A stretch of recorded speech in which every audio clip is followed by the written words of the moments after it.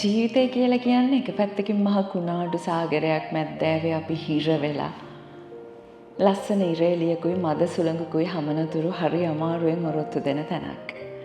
අපි හැමෝගෙම ජීවිතවල කුණාටු කාල එනවා.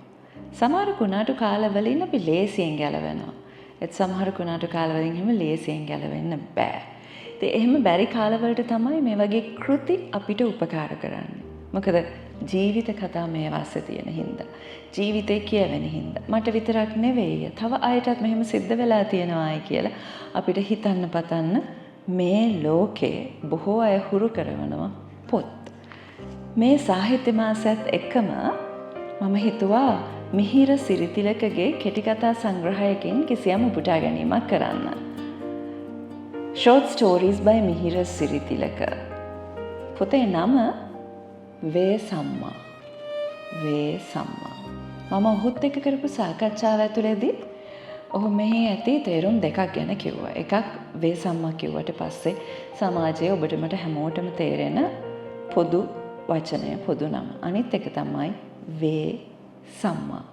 සිහියෙන් ඉන්න කියන එක. මේක කියුවට පස්සේ මේ කෘතිය ඇතුලේ අවසාන කෙටි කතාව හැටියටයි වේ සම්මා කෙටි කතාව තියෙන. මම කිසියම් කොටසක් උපුටා දක්වන්න කැමතියි.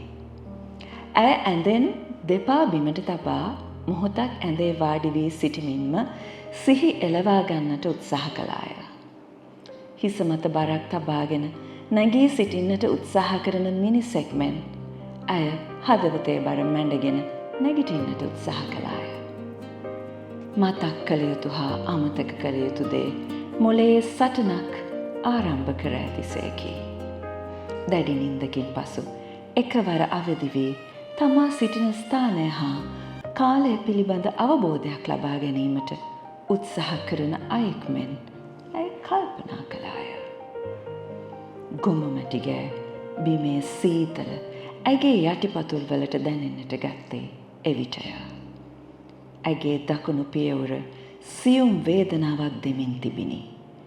දැඩි ග්‍රහණයකින් තැළුණු නහරයන් වල අපහසුවෙන් ලේ ගමන් කරන ආකාරය ඇයට දැනිනි.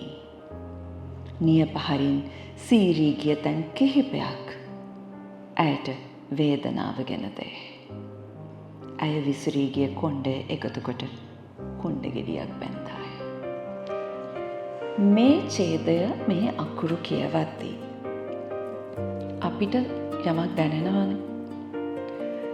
හැබැයි ඒ දැනෙන දෙයමද මේ කතාව ඇතුලේ කතුවරයා කියන්නට උත්සාහ කරන්න කියන එකේ ලොකු ප්‍රශ්නයක් තියෙනවා. මේ කතාව එක්තරා විදිහක ජීවිත අපිට නොපෙනෙන සමහර ජීවිතවල ඛේදවාචකයක්.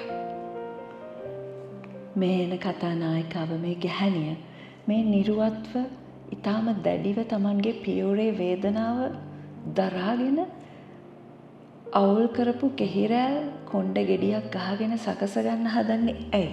මොකද්ද ඇය ලක් වෙච්ච ඉරණම?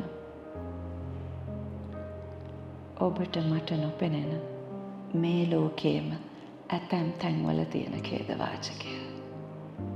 මම දැනට ඔබට මෙහෙම කියන්නම්. මේ අම්මා කෙනෙක්ගේ කතාවක්. තාත්තා කෙනෙකුත් ඉන්නවා. පුතෙකුත් ඉන්නවා.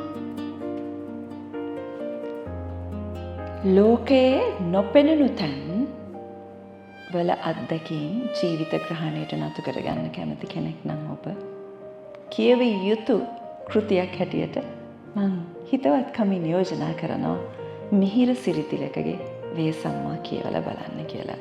ඒ ඇතුළුව තවත් කෙටි කතා රාශියක් මෙහි තියෙනවා.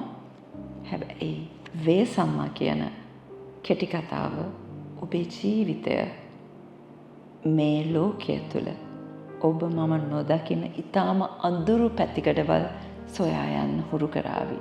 මිනිසුන් ඉවසන්න හුරු කරાવી. ඒ නිසා අපි ඉඩක් තිබුණොත් කියවලා බලමු වේ සම්මා.